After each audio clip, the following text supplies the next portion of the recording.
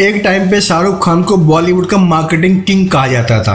वो अपनी हर मूवी को बहुत डिफरेंट तरीके से सेल करते थे, बट आजकल उनसे ये पदवी छीन ली है डायरेक्टर रोहित शेट्टी ने, और वो अपनी हर मूवी को मार्केटिंग स्टाइल से हिट बना देते हैं। जैसे कि सिंघम 3 का पिछले 4-6 महीने से कोई नाम नहीं था। लास्ट टाइम इसका नाम आया था सूर्यवंशी के टाइम पर, जहां पर सिंघम 3 के करेक्टर को क्लाइमेक्स में रिवील किया गया था, लेकिन इस मूवी की कोई अपडेट नहीं आ रही थी। लेकिन जैसे ही रोहित शेट्टी की 25 दिसंबर यानी क्रिसमस को सर्कस का ट्रेलर वाली बात आई, तो उन्होंने सिंघम 3 की अनाउंसमेंट कर दी। यानी अपनी मूवी का प्रोपेगेंडा, अपनी मूवी का पॉजिटिव वर्ड ऑफ माउथ कराना उनको आता है। वो जानते हैं कि अगर सर्कस को ब्लॉकबस्टर बनाना है तो अजय देवगन का सहारा लेना पड़ेगा, जैसे कि इन्होंने सिम्बा में, सूर्यवंशी में अजय देवगन को प्लांट किया था, वैसे ही अजय देवगन को हर तरीके से प्लान कर रहे हैं। एक तरफ सर्कस में उनका कैमियो एक्सटेंडेड तौर पर, जहां पर वो ऑलरेडी अजय देवगन का यूज कर रहे हैं।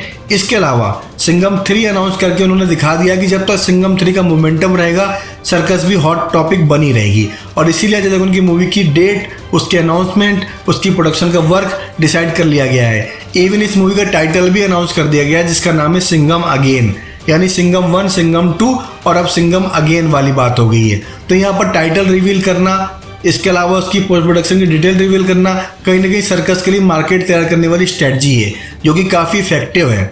बिकॉज आपने सूर्यवंशी का ट्रेलर देखा था, तब आप भूल गए थे कि ये मूवी अक्षय कुमार की है। आपको लगता था इस मूवी में अजय देवगन भी हैं, रणवीर सिंह भी हैं, जबकि दोनों स्टार कैमियो कर रहे थे।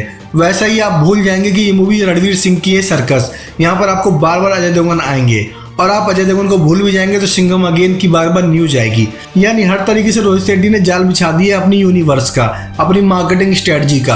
अब आप जो भी सोचेंगे आपको लगेगा सिंघम भी आएगा, सिम्बा भी आएगा, सूर्यवंशी भी आएगा, सर्कस भी चल रही है, इवन इंडियन पुलिस फोर्स भी चल रही है। तो रोहित शेट्टी ने पब्लिक को सोचने का मौका ही नहीं दिया है। आप सर्कस के बारे में सब कुछ सोचते रहो, यानी आप सोचोगे सिंघम अगेन के बारे में, लेकिन देखने जाओगे सर्कस। ये एक तरह का साइकोलॉजिकल मार्केटिंग गेम है, जो कि रोहित शेट्टी ने बहुत ही मास्टर स्टाइल में प्ले किया है। अब आपको सिंघम की अपडेट जो भी मिलेगी, बार बार आपको साथ में सर्कस का जिक्र भी किया जाएगा।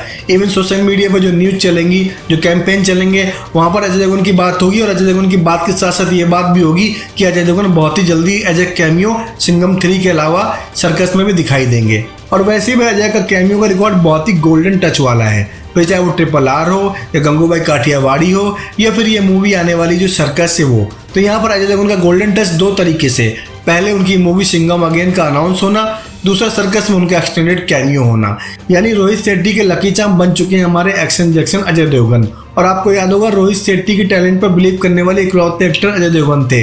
उन्होंने ही जमीन में उनका मौका दिया था, गोलमाल सीरीज को फंड किया था, सिंघम में उनको फाइनेंस किया, और आज ऐसा स्टेज पर आ चुके हैं रोहित शेट्टी कि हर अपनी मूवी में किसी न किसी फॉर्म में अजय देवगन को इन्वॉल्व करते हैं, जो कि उनकी लॉयल्टी, उनकी रॉयल्टी, उनकी फ्रेंडशिप का एक नमूना है। तो उम्मीद करते हैं सिंघम 3 को, यानी सिंघम अगेन को, सिर्फ पब्लिसिटी स्टंट के तौर पर नहीं यूज किया जाएगा, बल्कि सर्कस के बाद वो इंडियन पुलिस फोर्स को फिनिश करेंगे, और बहुत जल्दी सिंघम अगेन पर्दे पर अपनी सिंघम वाली दहाड़ के साथ पब्लिक को एंटरटेनमेंट का पहाड़ दिखाएगा। दोस्तों, चैनल पहली बार आए हैं तो सब्सक्राइब कर दीजिए, वीडियो को लाइक कर दीजिए, और कमेंट करके बताइए इस मूवी को लेकर आपका एक्साइटमेंट लेवल किस हद तक है।